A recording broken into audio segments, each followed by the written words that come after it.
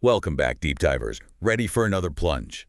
Today we're tackling the world of lead software developers, guided by Shelley Benhoff's Lead Developer Career Guide. Always exciting territory. Absolutely. Yeah. Now, we know you, our listeners, are all about that efficient knowledge gain, right? Yeah. So consider this deep dive your shortcut to really getting what it takes to be a successful lead developer. Fast track to leadership insights. Exactly. We're extracting the most essential nuggets from Benhoff's guide, the role itself, typical career paths, those vital technical and soft skills, even navigating the job market if that's your goal.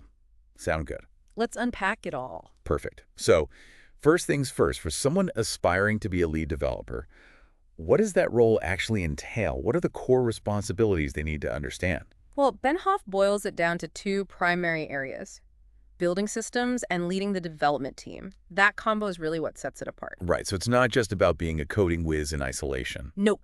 It's as much about guiding and enabling the whole team to build effectively. That leadership aspect is huge. And how do they fit into the larger project picture? I imagine they're not working in a vacuum. Not at all.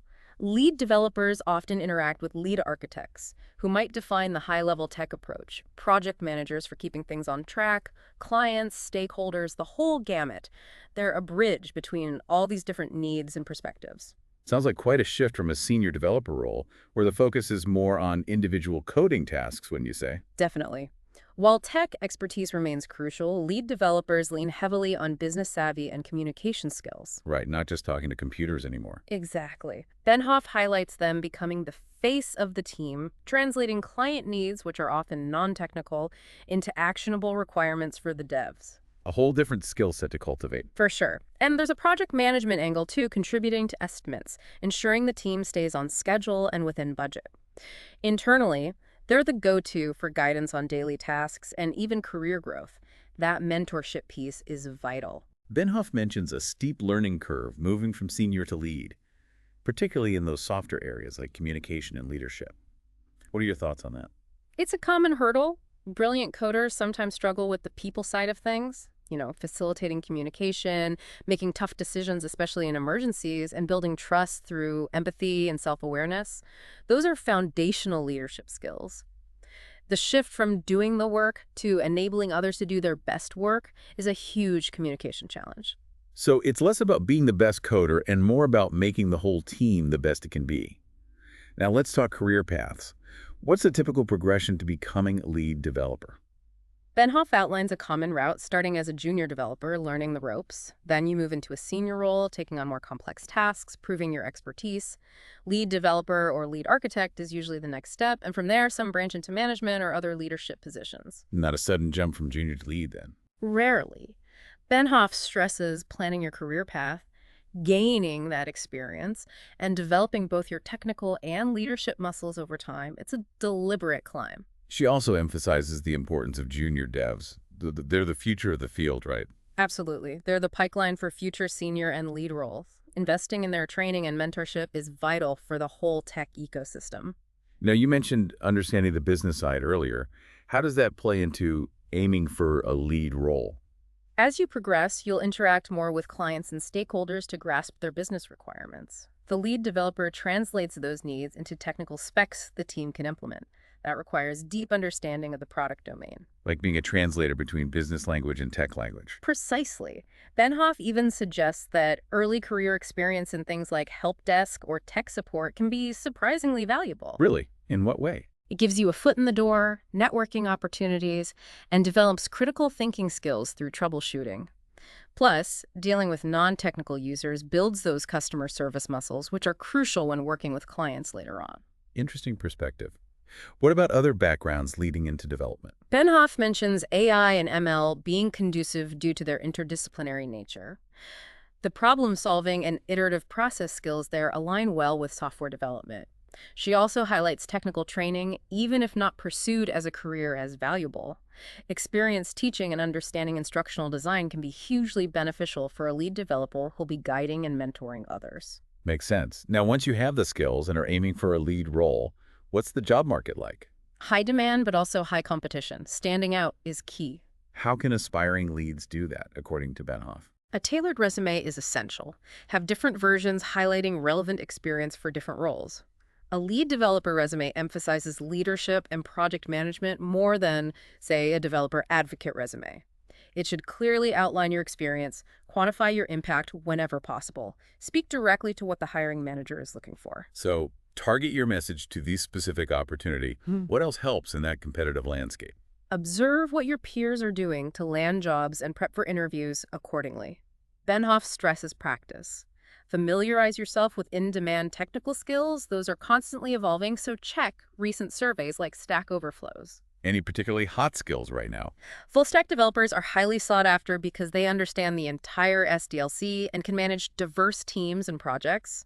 You might not be an expert in everything, but understanding the tasks of both front-end and back-end devs is key for effective leadership. Benhoff also mentions Coding Game's list of top development jobs. What's the takeaway there? It's all about a well-rounded skill set and keeping those skills current. That proactive approach keeps you ahead of the curve and allows you to guide your team effectively. So you have the skills, a tailored resume. What about the interview process itself? Prep and practice are paramount. Benhoff recommends getting comfortable with coding tests and behavioral questions. Resources like LeetCode, HackerRank, Project Euler, Interview Cake, and Cracking the Coding Interview are great for practicing coding challenges. For behavioral questions like, where do you see yourself in 5 years? Have thoughtful answers prepared. It's not just about coding on the spot then, is it? Nope. They're assessing your thinking, your approach to problems, especially in a leadership context. Makes sense. And stay updated with the latest tech and trends through blogs, white papers, architectural patterns, the whole 9 yards. Throughout your career, you'll work with various languages and frameworks, so continuous learning is essential. All right, we've covered the role, the career path, navigating the job market. Now, let's dig into those soft skills. Benhoff emphasizes leadership, soft skills, as crucial for lead developer success. What should aspiring leads focus on? Absolutely. Technical skills get you in the door, but leading and interacting with people determines your success as a lead. So people skills are just as important as tech skills. Exactly. The team looks to you for guidance not just on code, but on their careers. Developing these skills is a direct investment in your success. And effective communication is key, right? Understanding your team's needs, conveying information clearly. Spot on. That requires emotional intelligence, starting with self-awareness. Understanding your own emotions allows you to manage them positively, leading to more effective communication and conflict resolution. It's the bedrock of good leadership. Empathy seems to be a big one, too. Putting yourself in someone else's shoes, understanding their perspective. It's crucial for building trust and managing conflict. When your team feels understood, they're more likely to work well together. Practice emotional intelligence and empathy by actively listening to concerns, acknowledging feelings, and responding with compassion. She even suggests sharing your own struggles to encourage openness within the team. Yes, leading by example and vulnerability creates a more supportive environment. Building strong relationships and trust comes from those empathetic interactions. Now, Benhoff mentions different leadership styles. Anything to highlight there? She talks about democratic, transformational, transactional, and servant leadership. The best leaders understand their strengths and adapt their approach to different situations and personalities. It's not one size fits all. So adaptability is key. Absolutely. Observe your team introverts, extroverts, how they solve problems, and tailor your communication style accordingly. Pay attention to their values and motivations to provide relevant growth opportunities. It's all about being in tune with your team's needs. Exactly. Now, shifting gears slightly, Benhoff dedicates a section to improving presentation skills. Why is that so important for lead developers? As a lead, you'll often communicate technical info to your team, stakeholders, clients, and project managers. Presenting clearly and confidently is crucial for conveying ideas and getting buy-in for decisions. Public speaking can be nerve-wracking, though. Any tips from Benhoff? Practice thoroughly, visualize success, get feedback beforehand, arrive early to get comfortable, and use relaxation techniques like breathing exercises. Good advice. What about the slides themselves? Simplicity and focus are key. Start with an agenda, end with a summary and clear next steps. Avoid overwhelming your audience with text or visuals. Use clear language, headings, bullet points, and adhere to company style guides if applicable. She also emphasizes analogies and examples. Absolutely. Relating complex tech concepts to real-world scenarios makes the information more accessible, especially for non-technical audiences. And confidence in delivery is crucial, right? For sure. Remember, you're the expert. Believe in your abilities. It's okay not to know every answer. Ben Hoff suggests creating a parking lot for questions you can't answer immediately and following up later. That's a great tip. Now let's talk continuous learning. Benhoff has a chapter on improving learning methods. Key takeaways. Understand your learning style: visual, auditory, kinesthetic, and what content works best for you: textbooks, blogs, courses, whatever it may be. How do you balance work with continuous learning, though? Schedule dedicated time for learning, just like any meeting. For boosting memory, active recall and mnemonic devices can be helpful. Any advice for those inevitable learning roadblocks? Regular breaks are essential. Step away to refresh your perspective. Benhoff suggests a short break every hour or so to prevent burnout. And setting goals is important, right? Absolutely. Set clear, attainable goals, both short-term and long-term, aligned with your career aspirations. You don't have to learn in isolation either, right? Definitely not. Seek help from colleagues, mentors, and the dev community, Stack Overflow, GitHub, the whole lot. When asking for help, be specific and open to feedback. Great advice. Now, on to something less glamorous but essential. Technical documentation. Why is it so vital for lead developers? It's foundational for communication, maintainability, and clarity. It helps everyone understand the system, prevents errors, and is invaluable for onboarding new team members. As a lead, you need to instill a culture of good documentation. What happens if there's no proper documentation? A whole lot of headaches. Lack of understanding, inconsistent practices, difficulty updating code, delays in problem solving, loss of knowledge. It's a recipe for disaster. How should documentation be structured to be most effective? Chunk content into small, digestible pieces, use visual aids, include clear introductions and summaries. And for instructions, be specific, use bullet points and numbered lists, and even include screenshots or diagrams. Clear and concise is key. Absolutely. And encourage your team to use established style guides for consistency. Documentation also needs ongoing maintenance, right? Definitely. Regularly review, update, test, solicit feedback, and publish updates. Tools like Docusaurus, Read the Docs, and MKDocs can help. AI tools are emerging in this space too. It's an ongoing process. Yes, just like optimizing the development process itself, which is our next topic. Why is this so important for lead developers? Well, it's about ensuring the team delivers high-quality products efficiently and works effectively together. Exactly. A streamlined process helps align on goals and avoid pitfalls. You, as the lead, should be looking for optimization opportunities constantly. Where do you start with process improvement? Look for ways to streamline workflows, eliminate unnecessary steps, and remove bottlenecks. Benhoff suggests leveraging AI coding tools like GitHub Copilot and Tabnine, which can boost productivity. But it's not just about the tools, is it? No.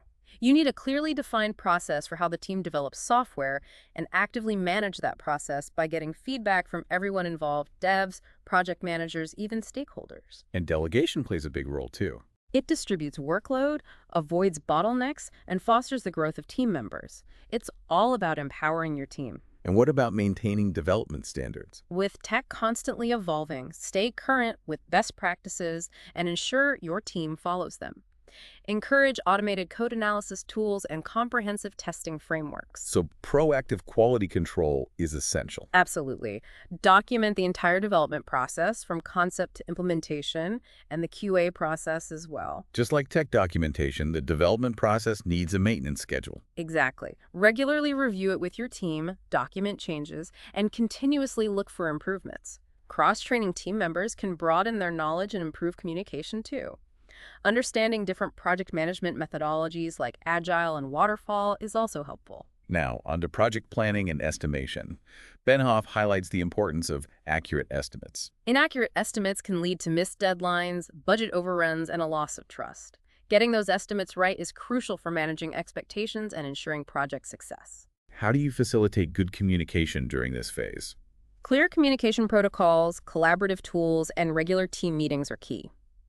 Effective communication with clients involves active listening and asking open-ended questions to understand their needs. What about the difference between what clients want and what they actually need? It's your job to understand the underlying business need and suggest the most appropriate technical approach, even if it differs from the client's initial idea. Use analogies, highlight benefits with quantifiable metrics, and draw upon past successes to build trust. Makes sense. And what about providing those accurate estimates? Break down complex tasks, leverage historical data, and involve the team in the estimation process. Consider methods like t-shirt sizing, the Fibonacci sequence, and planning poker. If you're using Agile, estimate story points. Actively seek feedback on your communication and decision-making, too. Avoiding miscommunication is a big part of successful planning. Absolutely. Establish clear expectations from the start, avoid technical jargon, be transparent, and create feedback loops. Integrating deployments with project management systems can streamline things as well. Yes, using tools like Jira with your deployment automation can provide real-time project status and keep everyone informed. And finally, Benhoff mentions assessing the defect rate as a key performance metric. The defect rate indicates software quality and team efficiency. Regularly calculate it, analyze root causes of defects, and use code reviews to reduce them. Encourage your team to ask for help and connect them with resources when needed. Now let's talk about mentoring. What are the core responsibilities and benefits of embracing mentorship as a lead developer? Mentoring is guiding and nurturing aspiring developers, fostering their growth and teamwork. It shortens their learning curve, creates a positive work culture, and improves talent retention. On the flip side, lacking mentorship can lead to isolation and higher turnover. What expectations do mentees have of their mentors? They expect you to share your experience, provide tailored guidance, help them set goals, and foster a relationship built on trust and open communication. How do you build that trust? Through authentic communication, demonstrating competence, being patient, respecting confidentiality, and getting to know them personally. Create a safe space for questions and concerns. Guiding mentees in their career planning is important too, right? Absolutely. Help them define SMART goals and create action plans. Encourage both short-term and long-term thinking. Be a positive role model by demonstrating high standards, work ethic, and work-life balance. Remember, you can learn from the mentoring relationship, too. It's about inspiring growth in all aspects of their professional life. Exactly. Encourage their skill enhancement in both technical and soft skills. Help them identify areas for improvement, suggest resources, and provide opportunities for practice. And don't forget about paying it forward by mentoring others in the dev community. Our final deep dive focuses on developing your own leadership skills. What are some key aspects of effectively leading a dev team? Leading by example is paramount. Show your values through your actions, inspire your team by supporting them, and address difficult conversations head-on. Avoid being a people pleaser. It can hurt your team in the long run. It's about setting the tone and the standard for the team. Precisely. Be clear and concise in your instructions to eliminate ambiguity and set clear expectations. Document frequently asked questions for both developers and non-developers to streamline communication and knowledge sharing. Feedback is another critical aspect of leadership, isn't it? It is. Giving feedback effectively means being specific, genuine, and focusing on growth. Balance positive and constructive feedback using techniques like the sandwich technique. Remember to phrase negative feedback using I statements to avoid sounding accusatory. Plan feedback sessions with clear objectives to ensure they are productive and beneficial. And how about handling those inevitable emergencies that pop up? Emergencies require clear communication, predefined roles and responsibilities, establish escalation procedures, and, most importantly, the ability to make quick and informed decisions. Learn from past negative experiences to improve your response in future crises. It sounds like building confidence is a big part of leadership, too. Confidence comes from acknowledging your accomplishments, setting achievable goals, learning from mistakes, and trusting your instincts. Don't be afraid to make mistakes, but learn from them. Avoid taking negative feedback personally and challenge those self-doubting thoughts. Remember, experience and self-awareness are your allies in building confidence. Benhoff also delves into the concept of emotional intelligence. How does that tie into leadership? Emotional intelligence is about understanding and managing your emotions and those of others. It involves self-awareness, self-regulation, motivation, empathy, and social skills. Consider the emotional impact of your decisions. Recognize and manage your emotional triggers and use clear and professional language in all interactions. Resolving team conflicts with empathy is crucial for maintaining a healthy and productive work environment. And don't underestimate the power of emotional intelligence for your personal growth as a leader. She even takes it a step further with the concept of radical empathy. Radical empathy is about connecting deeply with others, actively listening to understand their perspectives, and addressing the underlying needs and concerns that might be driving their behavior. It's about recognizing cognitive biases, both in yourself and in others, that can influence communication and decision-making. When engaging in difficult conversations, approach them with positive intent. Listen more than you speak, ask open-ended questions to encourage dialogue, and always follow up to ensure understanding and resolution. What about imposter syndrome, which so many people experience? Imposter syndrome is common, especially in leadership roles. Acknowledge it's normal to feel this way sometimes. Challenge those negative thoughts. Focus on your progress and achievements. Celebrate your successes and seek support from mentors or trusted colleagues. Be open about your struggles and redefine success as progress, not perfection. So all of this comes together when transitioning into a lead developer role. What are some crucial things to keep in mind during this transition? Firstly, recognize when you're truly ready. Assess your skill level, both technically and in leadership. Gain experience by actively seeking out opportunities to shadow experienced lead developers. Start simple when building technical architectures. Even a basic Hello World application can teach you valuable lessons. Mentors are important throughout your career, but especially during transitions, right? Absolutely. Cultivate a diverse group of mentors with different backgrounds and experiences who can provide guidance and support. Don't be afraid to reach out to people you admire and ask for their mentorship. You might be surprised how willing they are to help. What other advice does Ben Hoff offer for aspiring leads? Understand the project thoroughly before diving into development. Prioritize quality over speed and avoid burnout by setting realistic expectations and taking breaks. When hiring, look for problem-solving skills, teamwork abilities, a willingness to learn, and attention to detail. And what about handling underperforming team members? That could be a tough situation for a new lead. It's about setting clear expectations, providing regular feedback, and creating a performance improvement plan, PIP, if necessary. Offer support and guidance throughout the process, but don't hesitate to consult with HR if the situation doesn't improve. And remember to document everything thoroughly, especially before considering dismissal. Any final thoughts on navigating the ever-evolving tech landscape as a lead developer? Evaluate and implement new AI tooling thoughtfully, considering its alignment with your projects, potential for productivity gains, integration with existing systems, and both the return on investment and potential risks. Stay informed about emerging technologies and industry trends. This has been a deep dive indeed. Any final takeaways for our listeners who are aspiring to be or just understand lead developers? Lead development is multifaceted. It's about continuous learning, both technical and soft skills, strategic career planning, effective communication, strong leadership, and the invaluable role of mentorship. Ben Hoff's book provides a fantastic roadmap for navigating this journey. Absolutely. It's packed with insights, advice, and real-world examples that are both practical and insightful. So to our listeners, what aspect of lead development resonated most with you today? Yeah. What's your next step in your own journey, whether it's pursuing a leadership role or simply gaining a deeper understanding of the tech leadership landscape? And think about your own experiences with lead developers, good and bad. What qualities stood out? What could those leads have done differently? Until next time, keep diving deep, everyone. Happy coding!